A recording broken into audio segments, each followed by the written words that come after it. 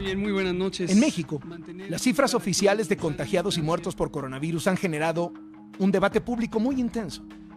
La denuncia de que se están escondiendo muertes por coronavirus disfrazándolas de otras enfermedades. Y la certeza de que hay muy pocos casos confirmados porque se hacen muy pocas pruebas de COVID-19. Aquí está la suma, 26.519 casos. Tan tan. Para que se pueda comparar entre países, se calculan cuántas pruebas hace cada gobierno por cada millón de habitantes que tiene ese país.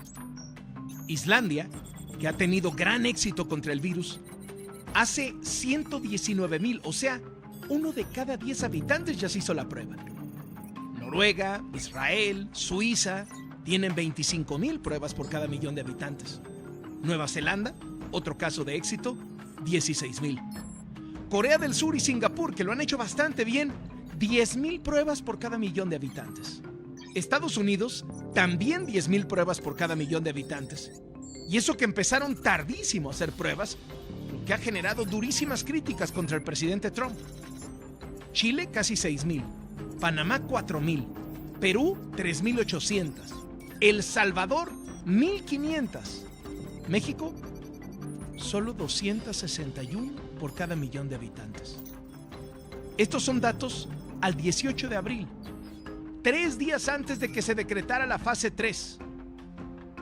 México también aparece debajo de Filipinas, Pakistán, Bolivia, pero eso sí, le gana a Senegal, Bangladesh y Etiopía. El gobierno ha dicho que no necesita hacer pruebas masivamente porque su sistema de vigilancia epidemiológica, llamado Centinela, sirve para detectar los casos y aislarlos sin necesidad de pruebas. De hecho, el gobierno mexicano considera que el resto del mundo está mal. En muchos países se sigue utilizando la idea de voy a hacer pruebas a todos, voy a detectar todos los casos, y lleva a un error de interpretación, que es pensar que lo que se ve es lo único que hay. Antes de que existieran los modelos Centinela, lo que llevó es a un error de apreciación que persiste hasta el momento en la mayoría de los países. En cualquier otro país donde no se esté usando esta mecánica, no están reconociendo que lo que no ven también existe. Pero en México sí reconocemos que lo que no se ve también existe. Inicialmente, la Organización Mundial de la Salud avaló el modelo Centinela, pero después fue contundente. Test, test, test. Así que, presionado por la poca credibilidad de sus cifras a consecuencia de las pocas pruebas, mes y medio después de que se detectó el primer caso, el gobierno aceptó revelar su estimación de cuántos casos reales calculaba con base en estas pruebas selectivas que se hacían. Y en una misma conferencia, el vocero dijo que por cada caso confirmado reportado oficialmente, en la vida real habían 8 o 10 o 12. 8 veces, 8 veces. 8 veces de lo que se ve, la epidemia es 8 veces más grande. Las personas que pueden ser directamente observadas son 3,000 y tantas, sí, pero cada una de ellas representa a otros 12, vamos a redondearlo. Lo que estamos observando representa 10 o 12 veces más. Esa es la interpretación. Aunque expertos en el manejo de datos han dicho que basado en las propias cifras oficiales, en realidad, el número de casos confirmados por el gobierno debería multiplicarse por 20 o incluso por 30 para obtener el número real de casos en el país. No es el único dilema con las estadísticas. Lorena Becerra de Reforma y Edu Martín Borregón de la Universidad Iberoamericana analizaron la base de datos que hizo pública la Secretaría de Salud después de mucha exigencia de la gente. Aparecían hombres con COVID embarazados, pacientes que murieron 2 meses antes de presentar los síntomas, otros que fueron hospitalizados 3 meses después de los síntomas, inconsistencias en los datos de migrantes y una larga lista de etcéteras. El 16 de abril, el gobierno de México tuvo una conferencia de prensa casi de festejo. El presidente López Obrador y su principal funcionario para enfrentar el coronavirus, Hugo López-Gatell, proclamaron que México estaba logrando aplanar la curva de contagios. Mostraron una gráfica de tendencias de movilidad de la empresa Apple, en la que se demostraba que en México la movilidad se había batido en más de 70%. Menos coches, menos transporte público, menos gente en la calle. Y claro, presumieron que eso era por las medidas que implementó el gobierno. Es que hubo una reducción muy sustancial. Este es México en su conjunto, el país, y lo que vemos es que a partir justamente del 23 de marzo hubo una caída en la intensidad de la movilidad en estos tres parámetros. Vean ustedes que llegamos hasta reducciones de 73% en el tránsito en transporte público y de 60% en el uso de autos privados, con una cifra intermedia para los peatones. El presidente no predica con el ejemplo. Das sind meine Bodyguards. Entonces, son mi guardaespaldas. No nos van a hacer nada las pandemias. En realidad, el gobierno de México, y en especial el presidente, han sido un pésimo ejemplo internacional, una muestra de lo que no se debe hacer. Pero el presidente de México no extrema medidas para enfrentar el coronavirus. Noticiarios de todo el mundo relataban, a veces con risa, a veces con asombro, que López Obrador seguía repartiendo besos y abrazos, convocando a la gente a que saliera a la calle en medio de la emergencia. El de México directamente enloqueció. López Obrador. López Obrador enloqueció. ¿Qué sucedió entonces? ¿Por qué bajó la movilidad? ¿Qué fue lo que funcionó? Funcionó que la sociedad mexicana no le hizo caso al presidente. La misma gráfica de Apple que usó el gobierno, cuando uno la ve de cerquita y la va analizando día por día, descubre que el gran encierro, el quédate en casa, el trabajo desde el hogar, los niños sin ir a la escuela, fueron medidas que se autoimpuso la sociedad, aun cuando el presidente y su gobierno decían que no eran necesarias. En la gráfica de tendencias de movilidad de Apple, se ve que el punto máximo de movilidad, cuando todo el mundo andaba en la calle, fue el 14 de marzo. La sana distancia impulsada por el gobierno inició hasta el 23 de marzo. Para esa fecha, antes de que el gobierno implementara el encierro, ya no circulaban 65% de los coches particulares. El uso de transporte público había caído 60% y había 70% menos peatones. ¿Por qué? Porque la sociedad rebasó al gobierno. Vio lo que sucedía en el resto del mundo y ante la pasividad del presidente y su equipo, optó por autoaplicarse las medidas. Sábado 14 de marzo de 2020. El día 14 de marzo fue el día pico. Al día siguiente, universidades públicas y privadas como la UNAM, el Politécnico, el TEC de Monterrey, la Ibero, el ITAM y muchas más, así como escuelas privadas de preescolar, primaria, secundaria y preparatoria, anunciaron que ya no regresarían a las aulas. ¿Qué dijo el gobierno federal? Que era una exageración, que mejor se esperaran 10 días más, hasta el 23 de marzo para ausentarse. Pero la sociedad mexicana sabía del peligro. Y de hecho, muchos políticos también. 10 estados con gobernadores de un partido diferente al del presidente López Obrador decidieron entre los días 15 de marzo y 16 de marzo cancelar sus clases, incluso en contra de la recomendación de la Secretaría de Educación Pública Federal. El 17 de marzo se cerraron las aulas en universidades y colegios privados. También en escuelas públicas de Jalisco, Guanajuato, Michoacán, Yucatán, Tamaulipas, Sonora, Nuevo León, Tlaxcala, Colima, Veracruz.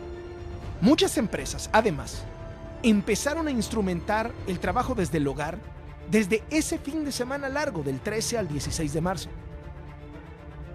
Ese mismo fin de semana, el presidente tuvo un mitin que se volvió famoso en todo el mundo porque, en medio de los llamados a la sana distancia internacionales, mordía el cachete de una niña. Además, en su conferencia mañanera, rechazó poner el ejemplo del uso del gel antibacterial y fue entonces cuando su vocero para el coronavirus dijo la famosa frase justificando las acciones de su jefe. La fuerza del presidente es moral, no es una fuerza de contagio. El gobierno, pues, sugería que todo siguiera normal. Pero la sociedad se tomó el virus en serio. Miren cómo se desploma la gráfica por las acciones que se autoimpuso la sociedad conforme avanzan los días. 14 de marzo, 15, 16, 17, 18 de marzo. Ese día, el presidente organizó un acto para conmemorar la expropiación petrolera. 450 personas. Estuvo hasta abrazándose con el gobernador de Hidalgo, quien por cierto luego resultó con coronavirus. El gobierno aún no decretaba el fin de las clases, aún no pedía a las empresas que sus trabajadores laboraran desde casa, pero la sociedad mexicana tomaba más y más precauciones. Y la movilidad siguió bajando. 19 de marzo, 20, 21, domingo 22 de marzo. La movilidad caía, aun cuando el presidente, ese día, subió un polémico video a sus redes pidiéndole a la gente que saliera a la calle, que fuera a los restaurantes, que todavía no era momento del encierro. No dejen de salir. El lunes 23 de marzo fue el primer día sin clases oficialmente. Ya para ese momento, la movilidad estaba francamente reducida. Y así siguió. 24 de marzo, 25, 26. ¿Sabe qué día fue el famoso triple quédate en casa del vocero López-Gatell que se volvió viral? El 27 de marzo en la noche. Quédate en casa, quédate en casa, quédate en casa. Así pues, cuando el gobierno finalmente se montó al quédate en casa, la movilidad ya solo bajó aproximadamente 9 puntos porcentuales en el transporte público, 7 en coches y 5 en peatones. La sociedad ya había hecho todo. En síntesis, en promedio, de los 70 puntos que bajó la movilidad, 60 fueron de la sociedad solita y 10, ya que el gobierno lo recomendó. ¿Qué funcionó? No hacerle caso al presidente.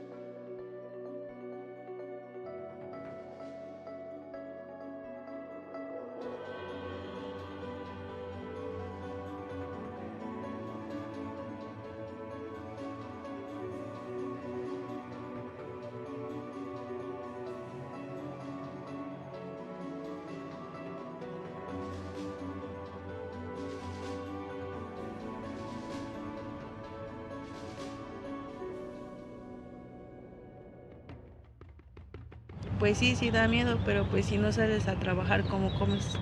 En un país como México, que es un país en vías de desarrollo, millones viven al día. No tienen para ir al supermercado y comprar las provisiones de un mes.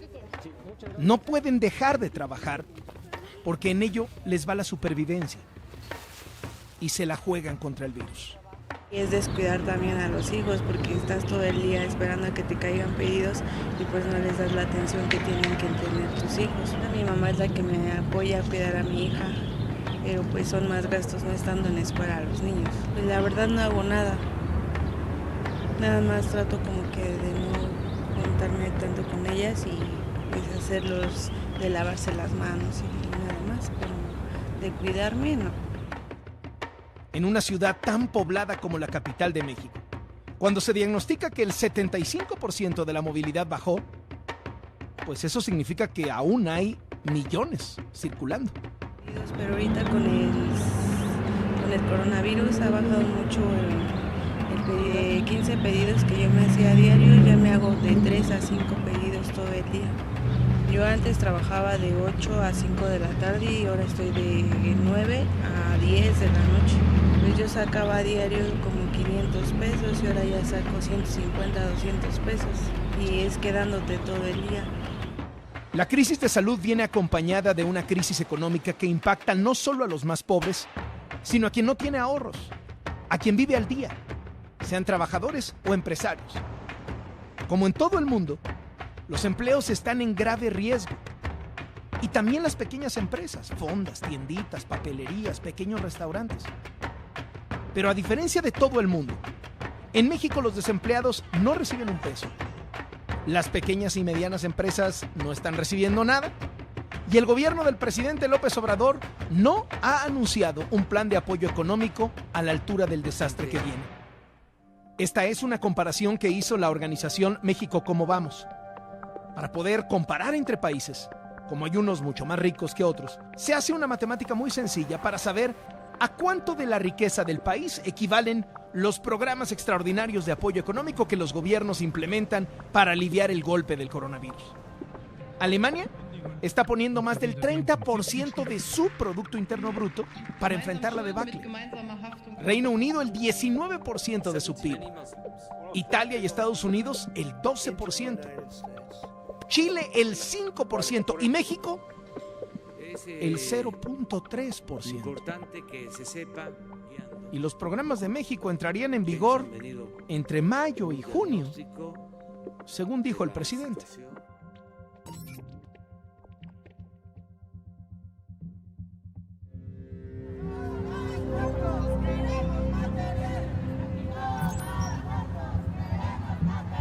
Te dan un cubrebocas, esto es lo que te dan.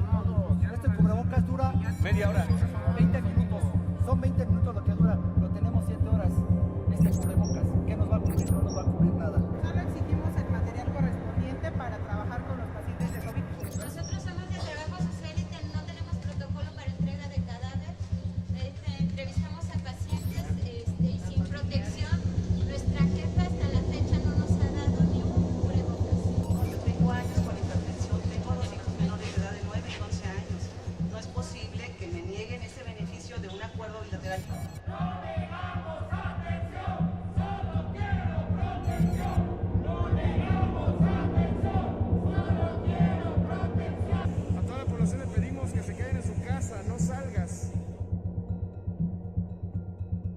Tenemos prohibido estrictamente hablar de lo que pasa dentro del hospital, ni adentro ni afuera del hospital.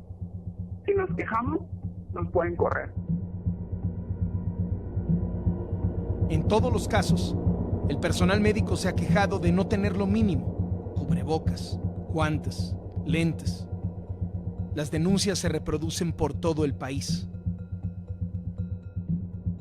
Pero el cubrebocas que nos dan en el hospital es casi más delgado que un Kleenex, entonces pues los cubrebocas los tenemos que pagar también nosotros.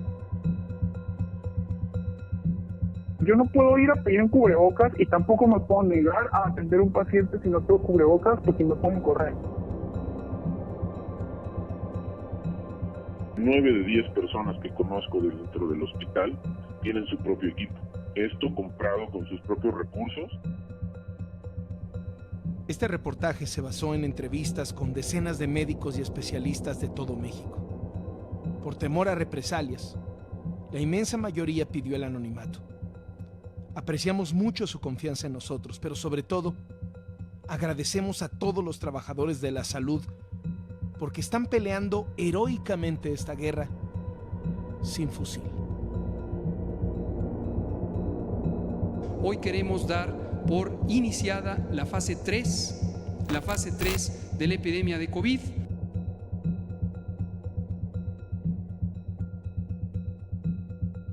Vamos bien, porque se ha podido domar la epidemia